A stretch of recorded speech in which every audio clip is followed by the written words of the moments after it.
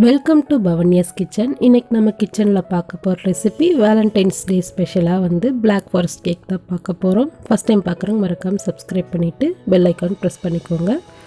இன்றைக்கி நான் 1 kg அளவு சாக்லேட் கேக் செஞ்சு தான் அதில் பிளாக் ஃபாரஸ்ட்டாக கன்வெர்ட் பண்ண போகிறோம். அதுக்காக நான் 6 inch டின் யூஸ் பண்ணியிருந்தேன். ஹைட்டாக வரணும்னு நிறைய ஆட் பண்ணிட்டதில் அதுபோக ஒரு 12 கப் கேக் கிடச்சிது. இப்போ கேக் செஞ்சுட்டு நான் ஆற விட்டுட்டு திருப்பி போட்டு அந்த பேப்பரெல்லாம் உரிச்சு எடுத்துகிட்டு 3 லேயராக கட் பண்ணிக்கிறேன். இதுக்கு பார்த்திங்கன்னா நம்ம ஐஸ் கேக்குன்றால சுகர் சிரப் லைட்டாக ஸ்ப்ரிங்கிள் பண்ணிவிட்டு நம்ம விப்பிங் க்ரீம் தான் யூஸ் பண்ணியிருக்கோம். நல்லா பீட் பண்ணணும். இந்த ரெசிபீஸ் பார்த்திங்கன்னா ஏற்கனவே நான் உங்களுக்கு போஸ்ட் பண்ணியிருக்கேன், சாக்லேட் கேக் எப்படி செய்கிறதுன்னு. அந்த ரெசிபி ஃபாலோ பண்ணிக்கோங்க. அப்படியே இந்த மாதிரி ஐசிங் செஞ்சுட்டா பிளாக் ஃபாரஸ்ட் கேக் ரெடி ஆகிடும்.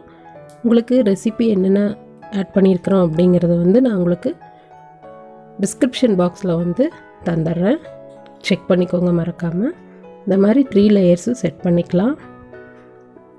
கடைசி லேயருக்கும் இந்த மாதிரி சுகர் சிரப் ஆட் பண்ணிவிட்டு நம்ம க்ரீம் வச்சுட்டு நல்லா க்ரம் கோட்டிங் கொடுத்துக்கலாம்.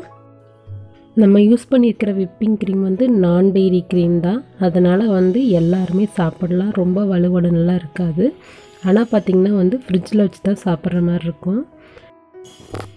இந்த க்ரீம் பார்த்திங்கன்னா ஃபுல்லாமே நம்ம ஃப்ரிட்ஜில் வச்சு செட் பண்ணி தான் ஒவ்வொரு தடவையும் இந்த மாதிரி கோட்டிங் போடுற மாதிரி இருக்கும். ரொம்ப நேரம் வெளியே வச்சுருக்க முடியாது, மெல்ட் ஆக ஆரம்பிச்சிடும். ஸோ இந்த மாதிரி விப்பிங் க்ரீம் பீட் பண்ணிவிட்டு ஃப்ரிட்ஜில் வச்சுட்டு அதுக்கப்புறம் தான் நாங்கள் எப்போவுமே பைப்பிங் பேக்கில் ஆட் பண்ணுவோம். அடுத்தது பார்த்திங்கன்னா அந்த க்ரீம் எல்லாம் இந்த மாதிரி க்ரம் கோட் கொடுத்ததுக்கப்புறம் ஒரு டிசைன் ஸ்பேச்சுலாவோ இல்லை சாதாரண ஸ்பேச்சுலாவோ வச்சுட்டு நல்லா இந்த மாதிரி ஈவனாக பண்ணிடலாம். நம்ம பிளாக் ஃபாரஸ்ட்ங்காட்டி சைடில் எப்படியும் நம்ம கேக்குக்கு மேலே இருக்கிற டாப் லேயர் கட் பண்ணியிருப்போம். அதை எப்படியும் மிக்ஸ் ஜாரில் போட்டுட்டு க்ரம்ஸாக அடிச்சுக்கலாம். அதுதான் சைடில் நம்ம டெக்கரேஷனுக்கு ஆட் பண்ண போகிறோம். அதனால் சைட்ஸில் நான் எந்த டிசைன்ஸும் கொடுக்கல, மேலே மட்டும் நல்லா ஃப்ளாட்டாக வச்சுக்கிட்டேன்.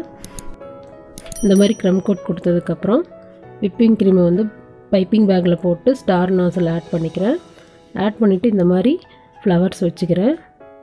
பிளாக் ஃபாரஸ்ட்னாலே டிஃபால்ட்டாக இந்த மாதிரி ஃப்ளவர்ஸ் இருக்கிறதுனா மேலே செரிஸ் இருக்கிறதும் எப்போவுமே டிஃபால்ட்டு தான். இந்த மாதிரி மிச்சம் இருக்கிற இடத்துலையும் லைட்டாக அப்படியே சின்ன சின்ன ஃப்ளவர்ஸ் மாதிரி அப்படியே வச்சு எடுத்துக்கலாம்.